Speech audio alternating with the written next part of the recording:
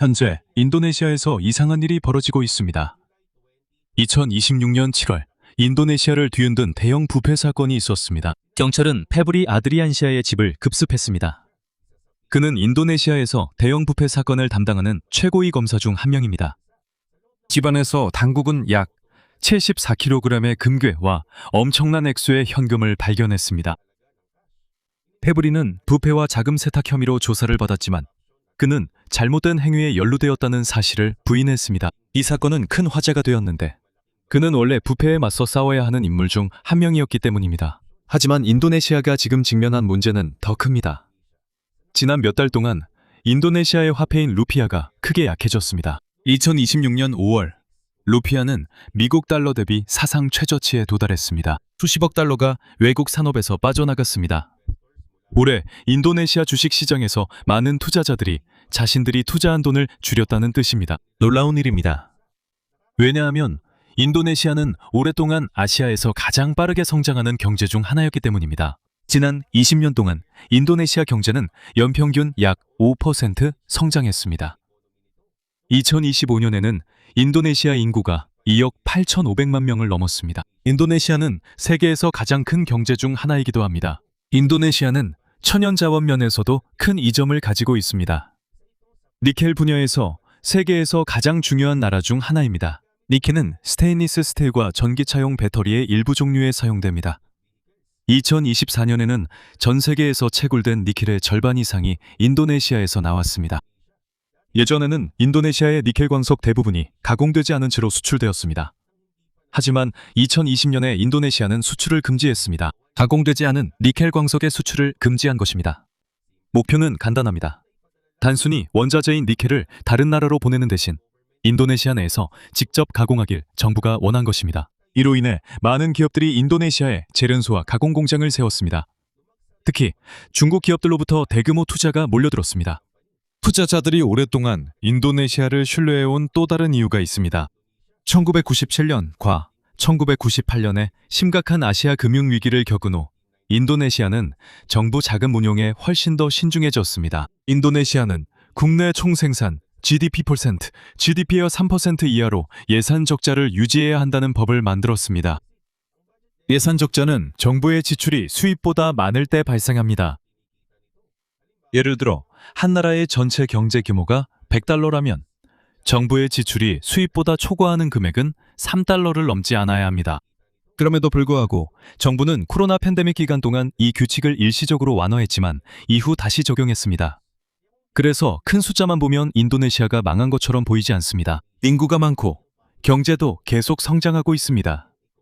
천연 자원도 풍부하고 국내 시장도 큽니다. 하지만 금융시장에서는 다른 모습이 보입니다. 많은 투자자들이 정부의 새로운 결정과 경제의 미래에 대해 걱정하고 있습니다. 이로 인해 2026년에는 외국인 투자자들이 인도네시아에서 40억 달러 이상을 빼냈습니다.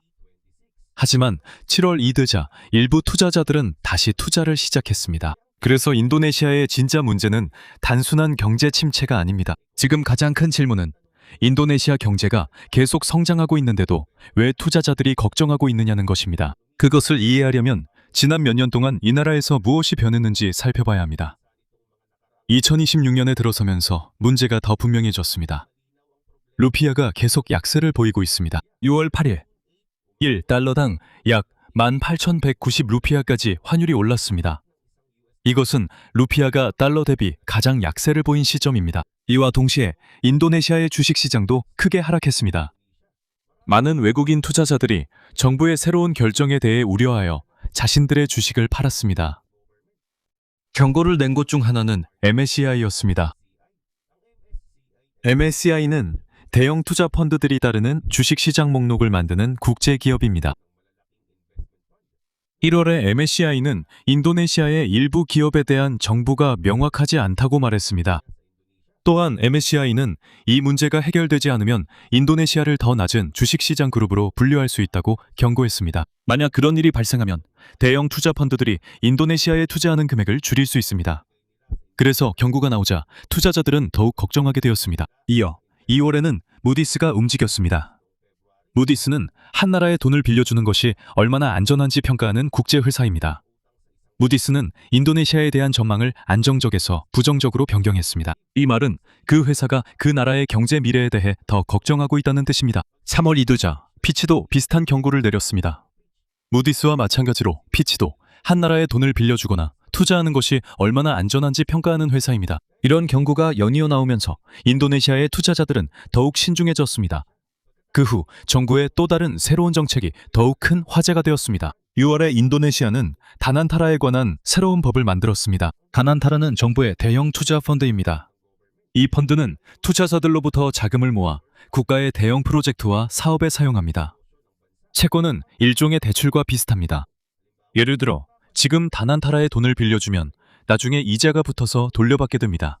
문제가 된 점은 일부 BAT 구매자들에게 특별한 보호가 제공된다는 것이었습니다. 그래서 몇몇 단체들은 누군가가 이 제도를 이용해 불법 자금의 출처를 숨길 수 있다고 우려했습니다. 하지만 정부는 이 제도의 목적이 더 많은 사람들이 인도네시아에 투자하도록 장려하는 것뿐이라고 밝혔습니다. 이와 동시에 루피아화도 약세를 보이고 있습니다. 그래서 인도네시아 중앙은행은 자국 통화를 지지하기 위해 보유하고 있는 달러 일부를 사용하고 있습니다. 인도네시아에 비상금이 있다고 생각하면 됩니다. 루피아화가 약세를 보일 때 그 비상금의 일부를 꺼내 쓰는 것입니다. 하지만 그 돈을 사용할수록 그들의 외환 보유고도 줄어듭니다. 그들은 또한 투자자들이 자금을 빼가지 않도록 금리를 인상하기도 했습니다. 간단히 말해서 인도네시아는 더 많은 돈이 국내에 머물기를 원합니다. 하지만 문제는 여전히 많은 투자자들이 걱정하며 자금을 빼내고 있다는 점입니다. 그래서 경제가 계속 성장하고 있음에도 불구하고 일부 사람들은 정부의 운영 방식에 대한 신뢰가 약해지고 있습니다.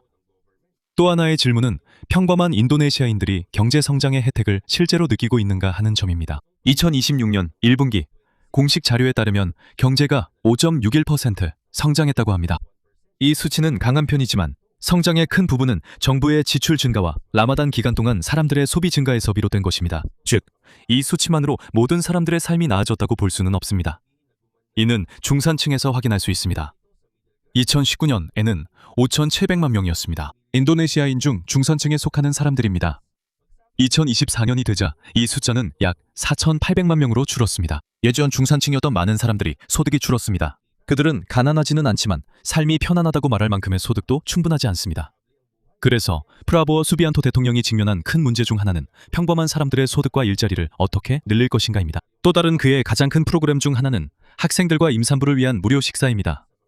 이 프로그램의 목표는 중산층을 포함한 수백만 명의 인도네시아인들의 영양 상태를 돕는 것입니다. 하지만 이 프로그램이 매우 크기 때문에 비용도 엄청납니다. 2026년에는 이 프로그램에 100조 루피아가 배정되었습니다. 나중에 예산이 줄어들었는데 정부가 다른 필요에도 지출해야 했기 때문입니다. 문제는 무료 식사 자체가 아닙니다. 문제는 정부가 더 많은 사람들에게 무료 식사를 제공하면서도 돈을 낭비하지 않을 수 있느냐는 것입니다. 2026년 6월 전 국가영양청장이 체포되면서 문제가 더욱 커졌습니다. 그와 2명의 전직 관계자는 일부 주방 운영자 선정과 장비 구매와 관련된 부패 혐의로 기소되었습니다. 사건은 아직 진행 중입니다. 투자자들이 주목한 또 다른 변화가 있었습니다. 2025년 9월 프라보어 대통령은 재무장관 스리 물야니 인드라와티를 교체했습니다. 그녀는 정부의 지출을 신중하게 관리해왔기 때문에 오랫동안 많은 투자자들의 신뢰를 받아왔습니다. 그래서 그녀가 자리에서 물러나자 일부 투자자들은 정부의 지출이 더 늘어날까 봐 걱정했습니다. 그녀의 후임으로 프로바야 유디사데와가 임명되었습니다. 여기에 더해 프라보어 대통령의 조카인 토마스 주안도노가 인도네시아 중앙은행 부총재가 되면서 우려가 더욱 커졌습니다. 인도네시아 중앙은행은 국가의 중앙은행으로서 돈과 금리에 관한 중요한 결정을 내리는 역할을 합니다. 이번 임명은 합법적이며 의회를 거쳐 진행되었습니다. 하지만 일부 투자자들은 정부가 중앙은행에 더 많은 영향력을 행사할 수 있을까 봐 우려하고 있습니다. 그래서 투자자들이 주목하는 문제는 한 가지가 아닙니다. 그들은 막대한 정부 지출, 주요 공직자들의 교체, 부패 사건들, 그리고 중앙은행이 얼마나 독립적으로 결정을 내릴 수 있는지에 대한 의문을 보고 있습니다. 그래서 공식 자료상으로는 경제가 계속 성장하고 있지만 사람들이나 투자자들이 정부의 운영 방식에 계속 신뢰를 보낼지에 대한 큰 의문이 남아 있습니다. 처음에는 많은 기업들이 걱정했습니다. DSI가 얼마나 큰 통제권을 가지게 될지 명확하지 않았기 때문입니다. 나중에 다난타라가 처음에는 DSI가 해외로 제품을 판매하는 것을 우선적으로 감시할 것이라고 밝혔습니다.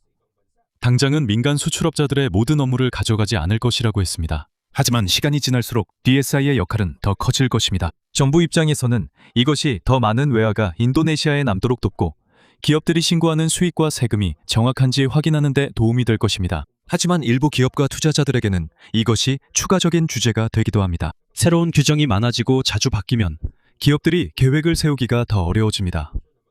이와 동시에 인도네시아는 새로운 해외 투자자들을 유치하려고 노력하고 있습니다. 2026년 7월, 국회는 국제금융센터를 설립하기 위한 법안을 통과시켰습니다. 이곳은 해외 대형은행과 투자자들을 위한 특별한 비즈니스 구역과도 같습니다. 이런 국제금융센터는 발리에도 생길 수 있습니다. 들어오는 투자자들에게도 큰 혜택이 주어집니다.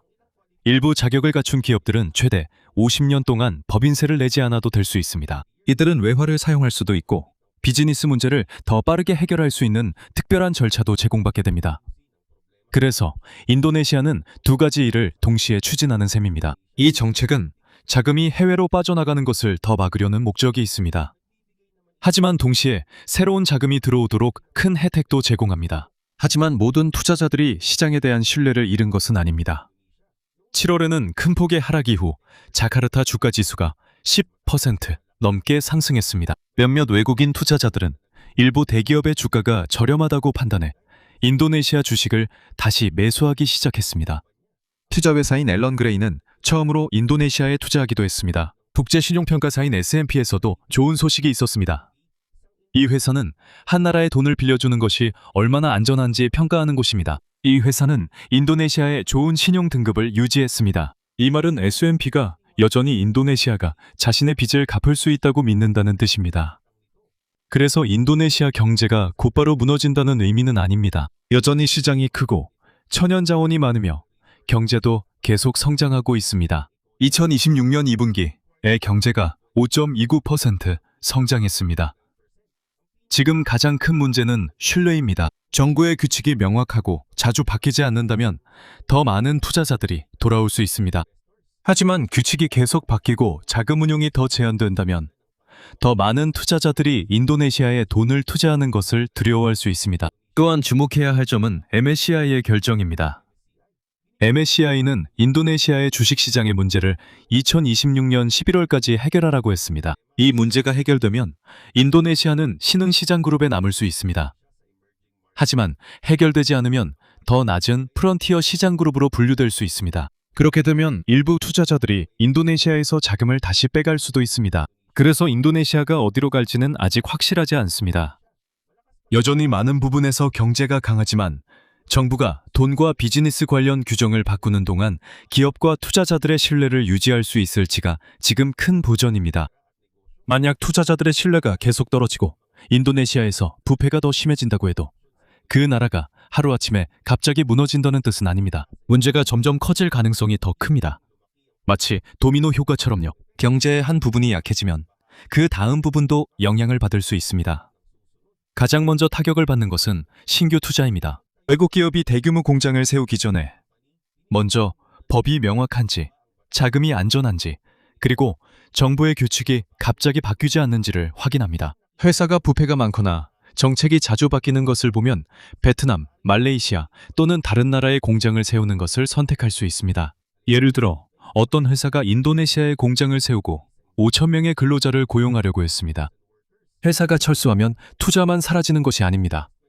5,000개의 직접적인 일자리도 사라지게 됩니다. 또한 공장 덕분에 수익을 올릴 수 있었던 건설 노동자, 트럭 운전사, 공급업체, 식당, 그리고 다른 지역 사업체들도 추가적인 사업 기회를 잃게 됩니다. 그래서 투자가 줄어들면 새로운 일자리 창출도 느려질 수 있습니다. 이것은 인도네시아에서 매우 중요합니다. 인구가 매우 많고 매년 많은 청년들이 일자리를 필요로 하기 때문입니다. 더 많은 사람들이 일자리를 찾고 있지만 새로운 회사와 공장이 부족하면 좋은 일자리를 찾기가 더 어려워집니다. 임금 상승도 느려질 수 있습니다. 다음으로 영향을 받을 수 있는 것은 루피아입니다. 일부 투자자들은 공장을 세우지 않습니다. 그들은 인도네시아 주식과 지폐를 삽니다.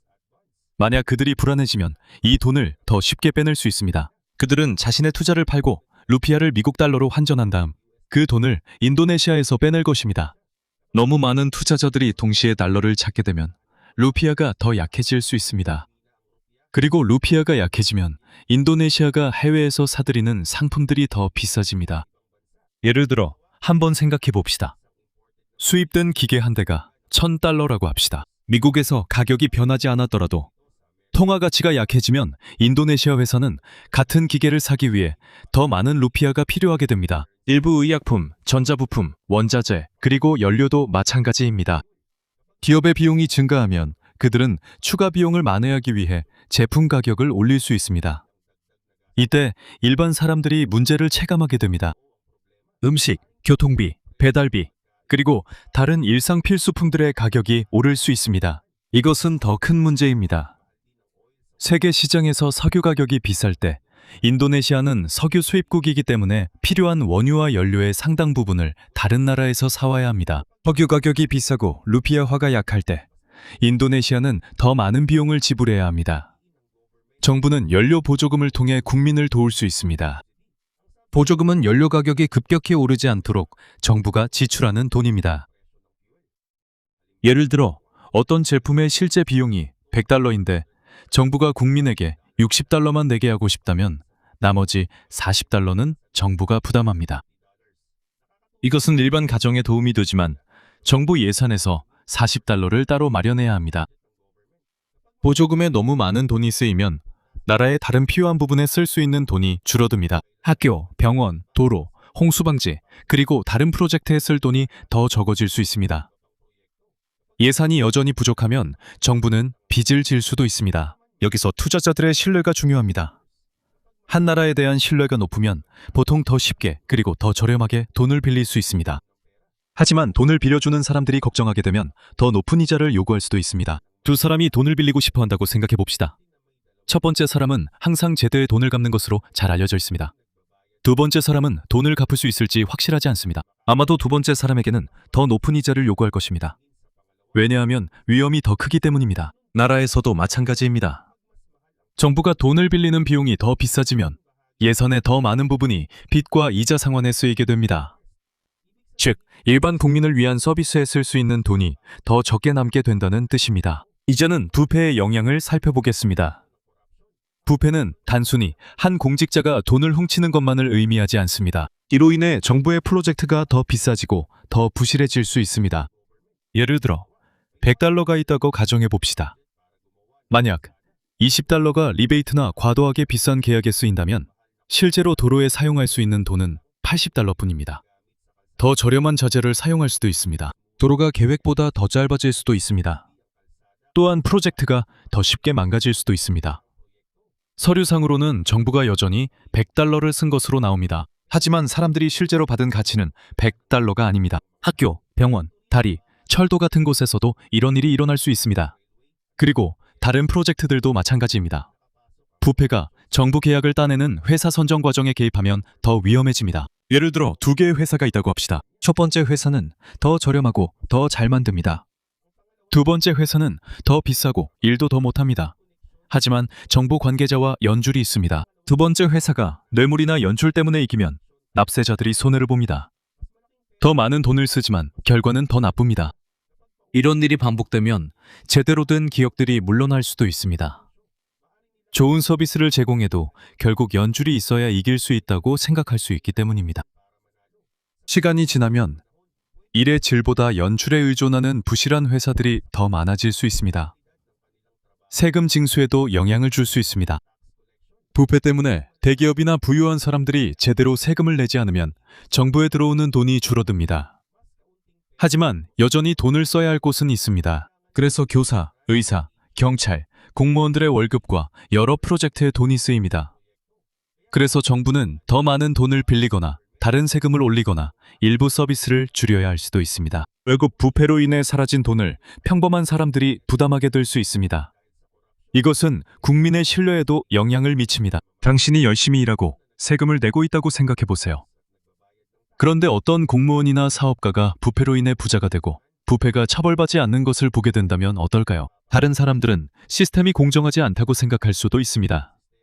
국민의 정부에 대한 신뢰가 떨어지면 법을 집행하기도 더 어려워지고 사람들에게 세금을 제대로 내도록 설득하는 것도 더 힘들어집니다. 더 오래 지나야 나타나는 또 다른 영향도 있습니다. 숙련된 노동자나 사업가들이 떠날 수도 있습니다. 예를 들어 뛰어난 인도네시아 엔지니어, 의사, 프로그래머 또는 기업가가 있을 수 있습니다. 그 사람이 싱가포르, 호주나 다른 나라에서 규칙이 더 명확하고 기회가 더 좋다고 느낀다면 그곳으로 이주할 수도 있습니다. 많은 사람들이 여러 해 동안 이렇게 한다면 인도네시아에서는 돈만 잃는 것이 아닙니다. 새로운 사업, 새로운 기술, 새로운 일자리를 만들 수 있는 사람들도 잃게 됩니다. 이것을 두뇌 유출이라고 합니다. 주식시장과 아무 관련 없는 작은 사업체도 영향을 받을 수 있습니다. 예를 들어 자카르타에 작은 식당이 있다고 해봅시다. 고객들은 모두 현지인이고 주식시장에 투자하지도 않습니다.